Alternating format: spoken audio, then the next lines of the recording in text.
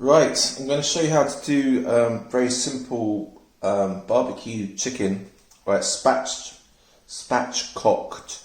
or spatchcock, sorry, chicken. I'm going to make my barbecue sauce as well, so let you into a bit of a secret. But yeah, the chicken is best to marinate the day before, but this is actually, might have it today or might have it tomorrow, I haven't decided yet. But yeah, so spatchcocking is basically, you want it to be nice and defrosted, because obviously if it's frozen it's harder to defrost it. But up the back of the chicken there's a line, which is basically its, can't remember what it is actually, spine, probably. And then you want really nice sharp scissors, and then, which these are, and then you just slice through. And it's just basically a thin line where the can be quite tough sometimes, but there you go. So you do it.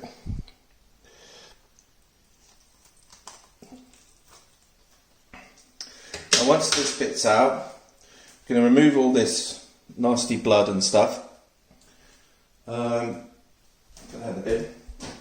And then I'm going to make the marinade, and then I'm going to marinate the chicken. So pretty easy stuff, and then we're going to barbecue it later.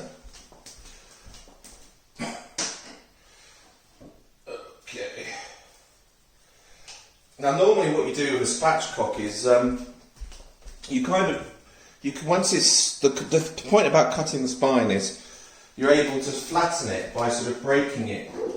So if you get the palm of your hand, you can just sort of push it down hard on a chopping board, and it'll basically flatten it out. It just basically, what the point of it is that if you're cooking, say, on a barbecue. So for example, I'll show you like this. If you open and you're strong, you can put it open, but I can't actually. It's early in the morning. If you put your hand down, it's not really working. But anyway, yeah, so, there you go. So that's nicely flattened out now. And then what we're going to do is put that and cook it in one of these drip trays, but there's going to be a way we're going to cook it first, but I'll show you that as we do it.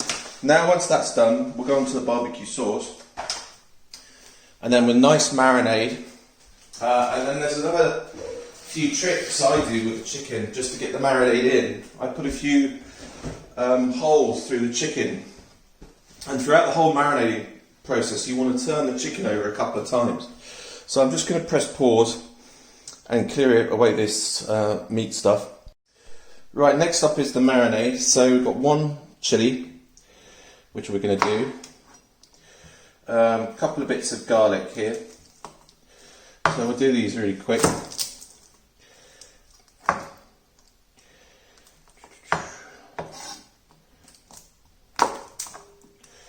There you go, bit of garlic, bit of chilli. What I do with this chilli is just I smash it first with a knife, and then just quickly chop. And then the chilli, seeds in, everything. And then, yeah, chop, chop.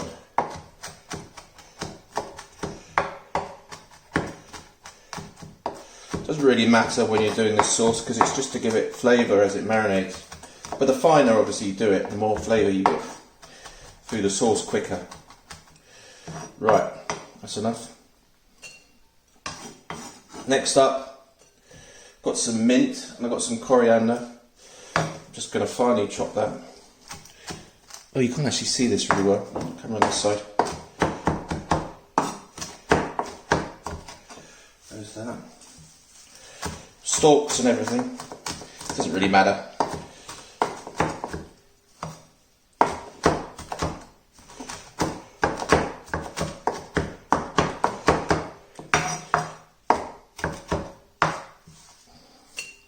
In that goes. Next up, oh, my hand's getting in the way slightly, is we are going to add about that much oil. I want a nice bit of oil in there. Might stick a little bit more in actually. just about, I don't know how much that is. So, 3 tablespoons, something like that. Bit of oil. Next up, bit of Leon Perrins. Again, a couple of tablespoons. About half a shot glass, something like that. And then, same again with the soy sauce.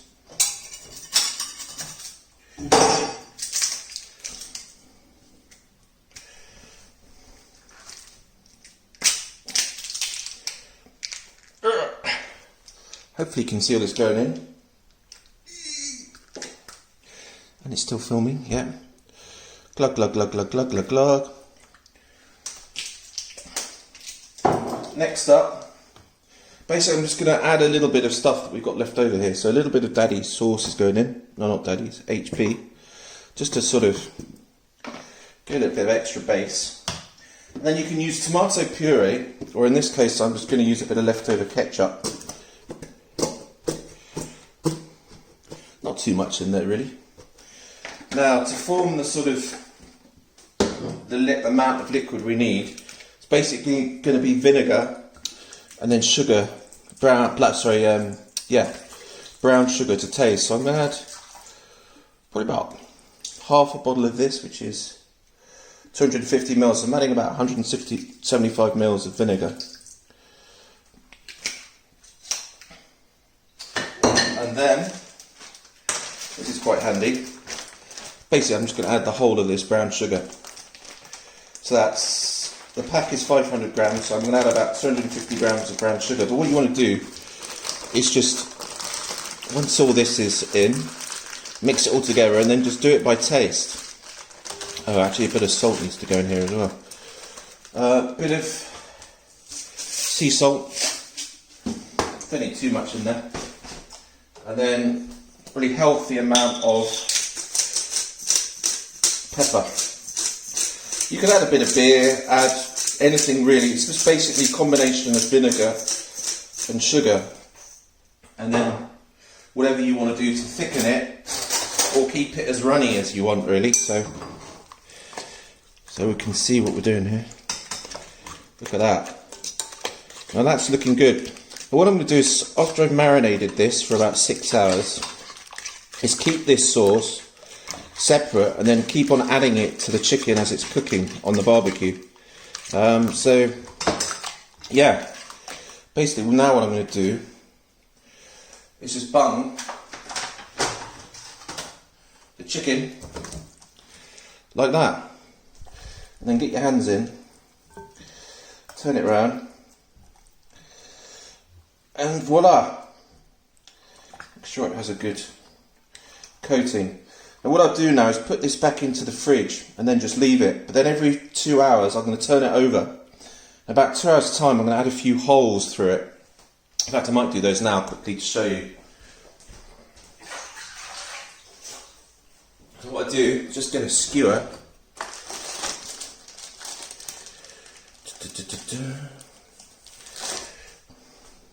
And skewer the chicken.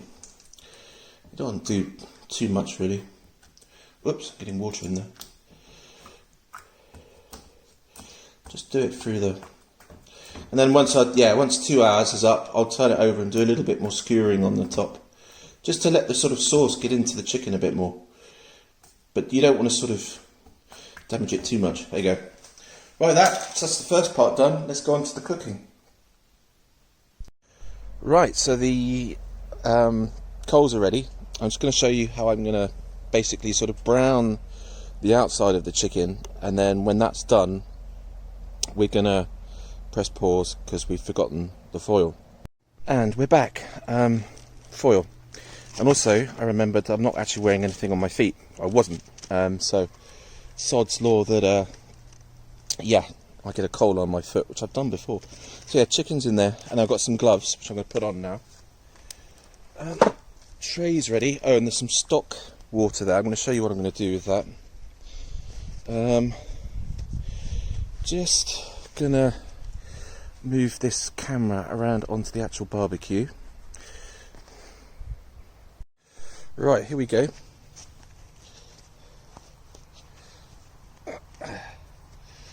the coals. Here.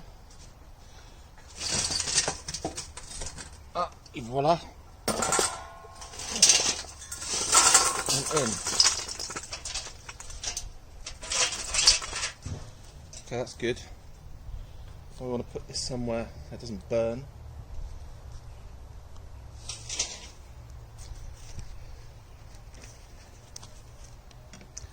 And then we just want to move these out nice and flat so we get an even cook.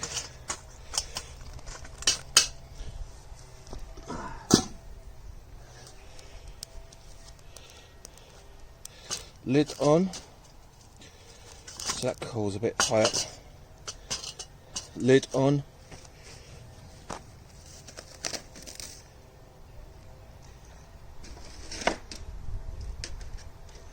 Just show you what I'm doing here. I'm just dripping off the excess because there's a lot of oil, and if you put that oil straight over, it will tend to rear up in flame. So here we go. That's one whole chicken.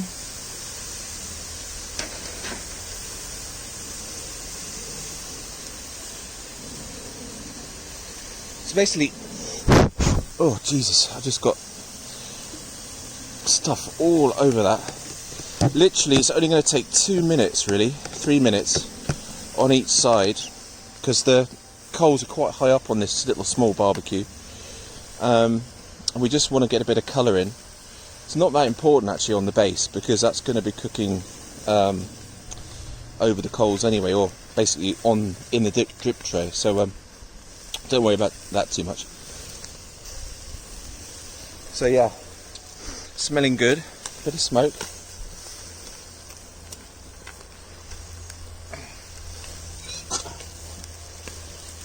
Got the lid.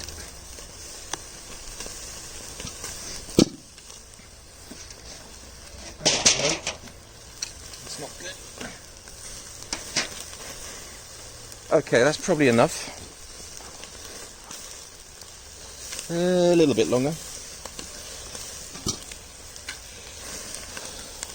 So we're getting a bit of flame there. It's just not too good. So we're just going to hold it, the chicken in one hand, because we can.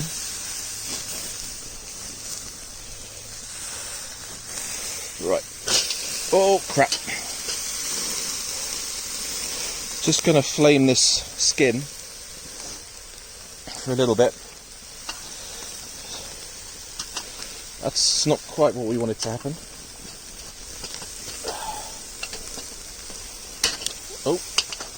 Noise that, but that is good.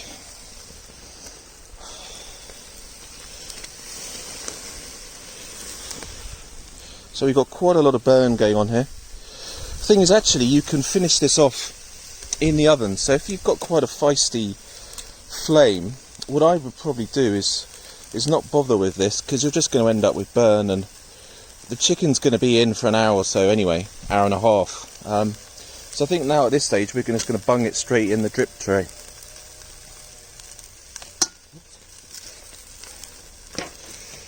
I'll put that there. In fact, actually, take it off. So what we're going to do is turn it upside down again.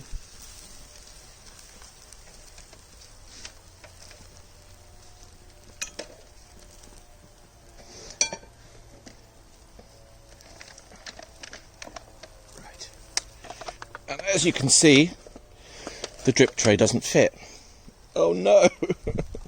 Oh crap, we've got a bit of a problem here.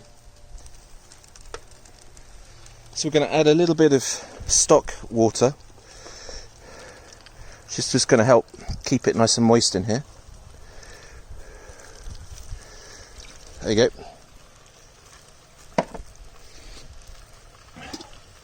And then the lid is going to go on, which it doesn't quite fit, and I've also forgotten the foil. So wait, this is not going so well, not as planned.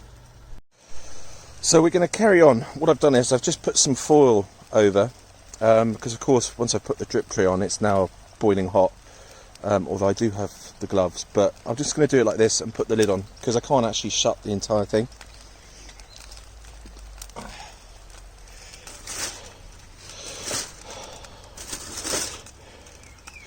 But that should be good for about an hour and a half. So yeah, we'll be back when the chicken's cooked. Right, the moment of truth. It's been cooking for about 2 hours. Yeah. So getting to put the foil on and the start was a bit of a schoolboy error. But and also the fact that the lid hasn't completely kind of shut, but I think the whole effect was achieved. In fact, I've sort of smoked it, and oh my god, it looks good. How does that look? Oh, it's actually probably looking like the best I've ever done.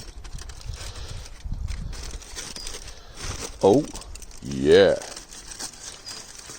And it's gorgeous. So yeah, very simple way, a bit of a fiddle. Obviously you've got to remember to have all your bits and pieces, but pretty easy sauce to make. And then with that leftover stuff, I've also got the barbecue sauce to add right at the end. And then I've got some sausages and some chicken tikka potatoes. So, and then yeah, you could have a salad with that and have a few baps, make a chicken sandwich, and then the leftovers I'll turn into a pie, probably. So thanks for watching, everyone. Cheers.